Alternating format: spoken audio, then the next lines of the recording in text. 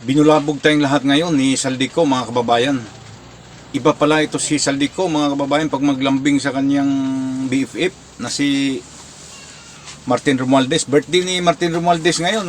Binigyan niya ng regalong pasabog, mga kababayan.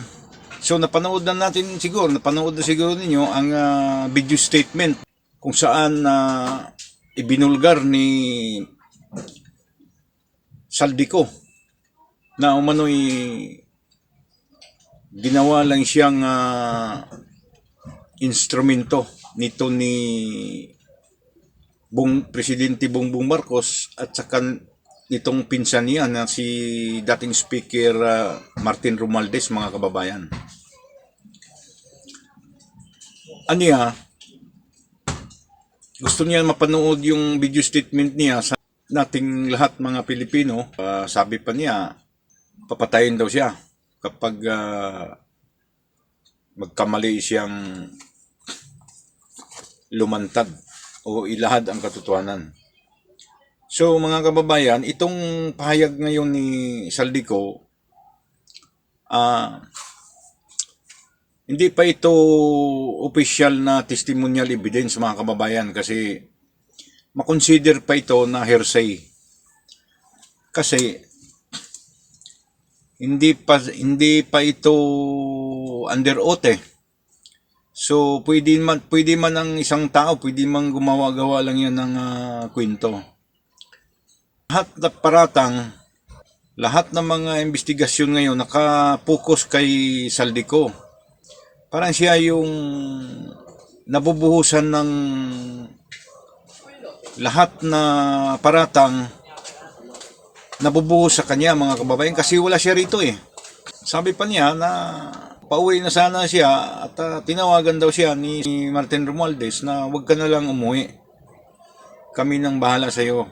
Siyempre nagmumonitor din yun si Saldico kahit wala siya rito. Yun na nga, bumulaga sa kanya yung mga galit ng taong bayan sa kanya. At lahat na mga paratang parang sa tingin niya dinidiin siya, sino ba namang matutuwa pag ganyan?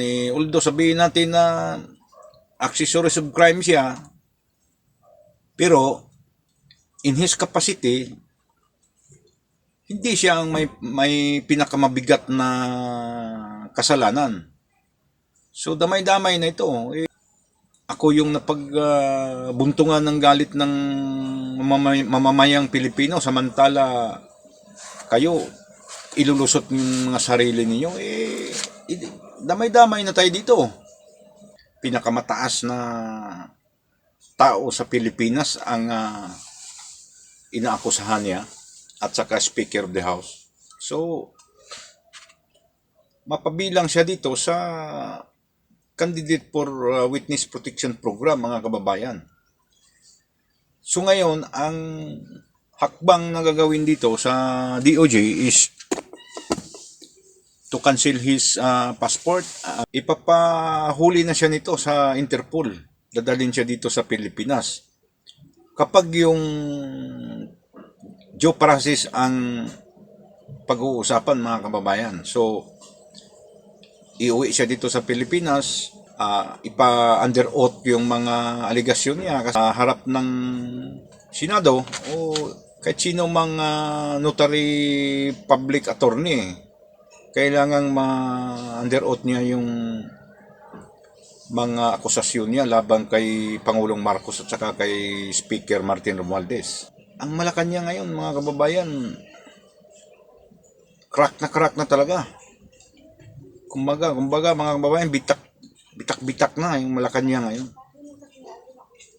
Yung mga cabinet members ngayon, nagdadalawang isip na rin. Talagang malalaman natin ito kung sino talaga yung diehard sa Pangulo natin. Panahon ni Irap noon, kasagsagan ng kainitan ng isyo, ang dami nang tumalikod sa kanya eh. Alam nila na palubog na yung barko eh. Yung iba nagsisilundagan na lang.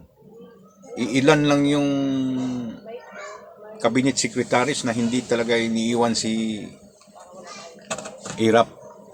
Sa tingin ko, marami talagang cabinet members ngayon sa administrasyon na napilitan lang.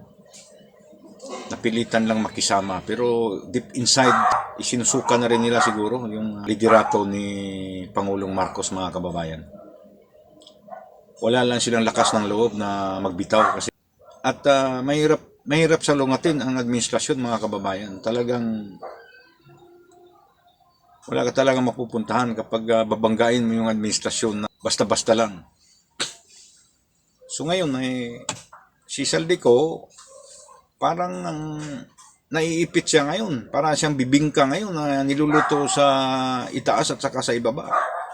Galit sa kanya yung taong bayan. Tapos galit din sa kanya ang Malacanang at saka yung mga kaalyado ng administrasyon. Magandang sinyalis ito para sa mga taong naghahangad ng pagbabago.